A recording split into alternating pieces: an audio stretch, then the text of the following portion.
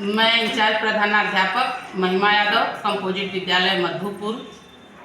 और हमारे यहाँ ये छलांग प्रोजेक्ट का कार्यक्रम 1.5 वर्षों से चल रहा है, जो कि इसमें खेलकूद कराने के लिए मैनुद्दीन अंसारी आते हैं हर फ्राइडे और वो अपने हिसाब से बच्चों को खिलाते हैं, जो कि बच्चों में खेलने के प्रति बहुत ही रुचि रहती है और वो निरंतर खेलने के लिए वो प्रयासरत रहते हैं कि मैं अक्सर स्कूल आऊँ।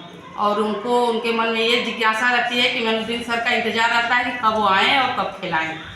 तो मैं ये चाहती हूँ कि ये छलांग प्रोजेक्ट जो है वो आगे भी चलता रहे और मैनुद्दीन जी का कार्य इतने दिनों में बहुत ही सराहनीय और अच्छा रहा। तो आगे प्रोजेक्ट छलांग चलता रहे, बस मैं यही चाहूँगी। धन्यवाद।